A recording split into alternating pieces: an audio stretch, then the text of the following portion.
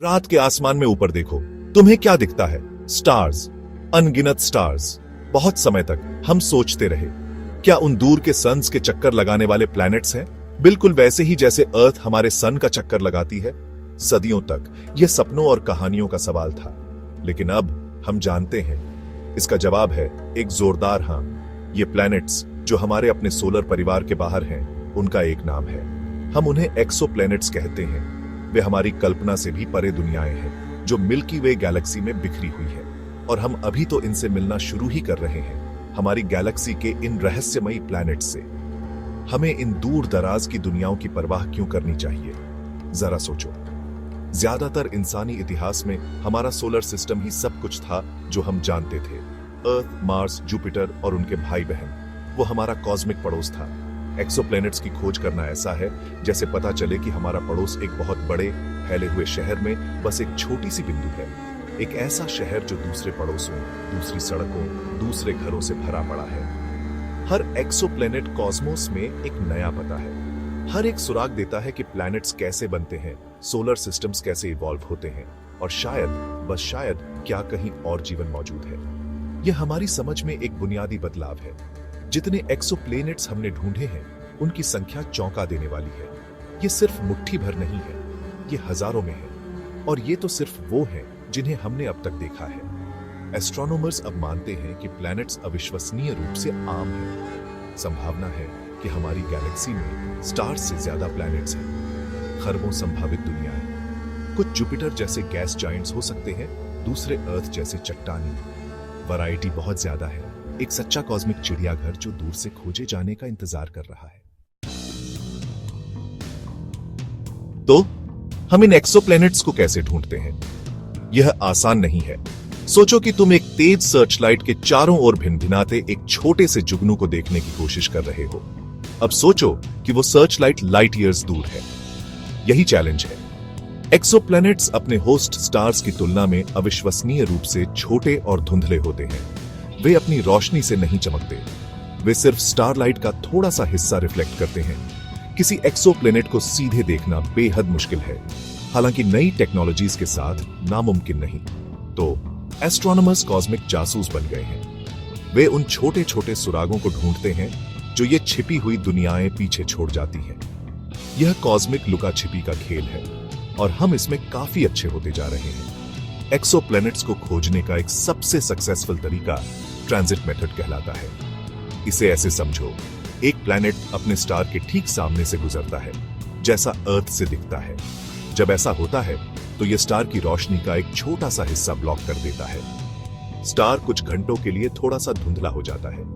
Telescopes जैसे Kepler space telescope और अब टेस हजारों स्टार्स को घूरने के लिए डिजाइन किए गए हैं। वे ब्राइटनेस में इन समय समय पर होने वाली छोटी डिप्स की तलाश करते हैं।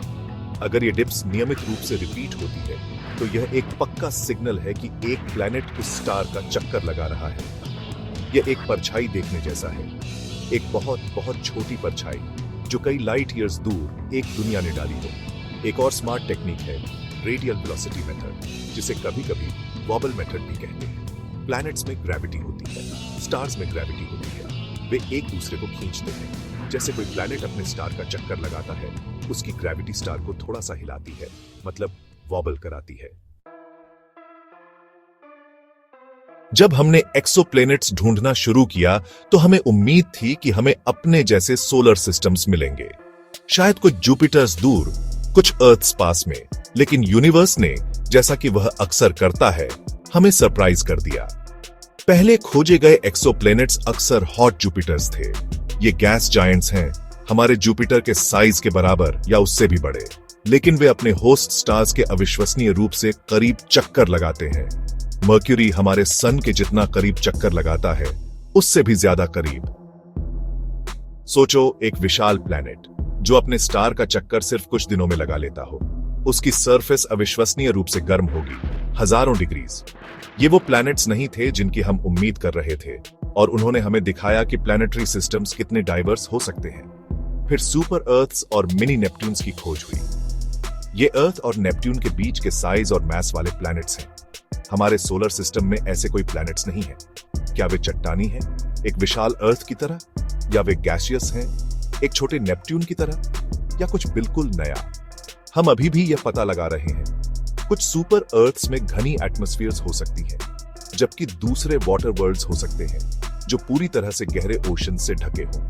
ये बीच के साइज वाले प्लैनेट्स गैलेक्सी में बहुत आम है, ऐसा पता चला है। वे हमारी साफ सुथरी कैटेगरीज को चैलेंज करते हैं और हमें यह सोचने पर मजबूर करते हैं कि प्लैनेट्स कैसे बनते और इवॉल्व होते हैं। एक्सोप्लैनेट्स के कॉस्मिक चिड़ियाघर में कुछ सचमुच एग्जॉटिक सदस्य भी शामिल हैं।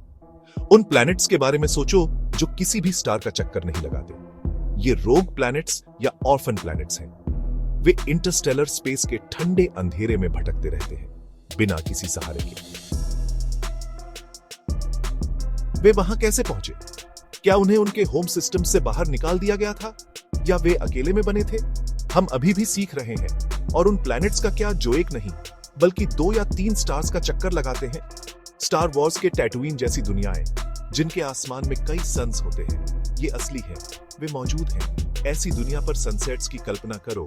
गैप 2S यह यूनिवर्स की क्रिएटिविटी का सबूत है, और ये एक्सट्रीम्स यहीं खत्म नहीं होते। साइंटिस्ट्स को ऐसे प्लैनेट्स के सबूत मिले हैं जो ज्यादातर डायमंड के बने हैं।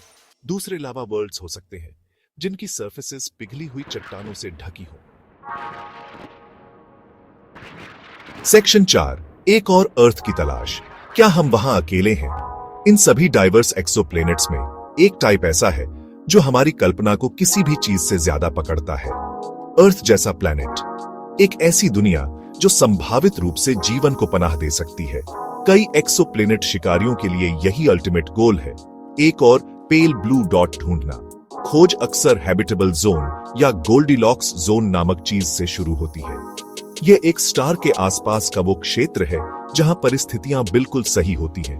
न ज्यादा गर्म कि पानी उबल जाए, न ज्यादा ठंडा कि पानी जम जाए, बल्कि बिल्कुल सही, ताकि प्लैनेट की सरफेस पर लिक्विड पानी मौजूद रह सके। और लिक्विड पानी, जहां तक हम जानते हैं, जीवन के लिए जरूरी है जैसा हम उसे समझते हैं। किसी स्टार के हैबिटेबल जोन में अर्थ साइज्ड प्लैनेट ढूंढना एक बहुत बड़ा माइलस्टोन है। हमें पहले ही कई कैंडिडेट्स मिल चुके हैं। प्लैनेट्स जैसे प्रॉक्सिमा सेंटोरी बी, जो हमारे सन के सबसे करीबी स्टार का चक्कर लगा रहा है, या ट्रैपिस्ट-1 सिस्टम, जिसमें कई अर्थ साइज प्लैनेट्स उसके हैबिटेबल जोन में या उसके पास हैं। ये खोजें अविश्वसनीय रूप से एक्साइटिंग हैं। इसका मतलब यह नहीं है कि हमें जीवन मिल गया है, अभी नहीं, लेकिन इसका मतलब है कि हमें ऐसी जगहें मिली हैं जहां जीवन मौजूद हो सकता है। ऐसी जगहें जहां बायोलॉजी के पनपने के लिए हालात सही हो सकते हैं। बड़ा सवाल हवा में तैर रहा है, क्या ये दुनियाएं सच में हैबिटेबल हैं? और अगर हैं, तो क्या उनमें कोई रहता है? लेकिन हैबिटेबल जोन में होना ही जीवन अनुकूल प्लैनेट के लिए एकमात्र जरूरत नहीं है। इसमें और भी बहुत कुछ है। क्या प्लैनेट के पास एक स्टेबल एटमॉस्फेयर है? एक एटमॉस्फेयर सरफेस को हानिकारक रेडिएशन से बचाता है। ये टेम्परेचर को रेगुलेट करने में मदद करता है। क्या इसका मैग्नेटिक फील्ड है? अर्थ का मैग्नेटिक फील्ड हमें सोलर विंड से बचाता है। प्लेट टेक्टोनिक्स का क्या? यह जियोलॉजिकल प्रोसेस केमिकल्स को रिसाइकल करने और लंबे टाइम स्केल पर क्लाइमेट को स्टेबलाइज करने में मदद करता है। स्टार खुद भी मायने रखता है। क्या यह स्टेबल है या इसमें जोरदार फ्लेयर्स होते रहते हैं जो पास के किसी प्लैनेट को स्टेरिलाइज कर सकते हैं? सेक्शन 5, बदलते नजरिए, एक्सोप्लैनेट्स और हमारी कॉस्मिक कहानी। एक्सोप्लैनेट्स की खोज ने यूनिवर्स और उसमें हमारी जगह के बारे में हमारे नजरिए को मौलिक रूप से बदल दिया है। हजारों सालों तक हम सोचते थे कि हमारा सोलर सिस्टम यूनिक है, हमारा सन, हमारे प्लैनेट्स, बस यही सब हम जानते थे। अब हम देखते हैं कि प्लैनेटरी सिस्टम्स आम हैं। हमारा सन अरबों स्टार्स में से सिर्फ एक स्टार है और उसका भी प्लैनेट्स का एक परिवार है। यह एहसास हम्बलिंग भी है और एक्सिलरेटिंग भी। इसका मतलब है कि जिन परिस्थितियों में अर्थ बनी, वे शायद उतनी रेयर नहीं है। यूनिवर्स संभावित घरों से, जीवन के संभावित पालनों से भरा है। यह इंसानी नजरिए में एक गहरा बदलाव है, वैसा ही जैसा तब हुआ था जब हमें पता चला कि अर्थ यूनिवर्स का केंद्र नहीं है। यह कॉस्मिक नजरिया प्रभावित करता है कि हम खुद को कैसे देखते हैं। अगर अनगिनत दूसरी दुनियाएं हैं, कुछ शायद जीवन से भरपूर, तो इसका इंसान जाति के लिए क्या मतलब है?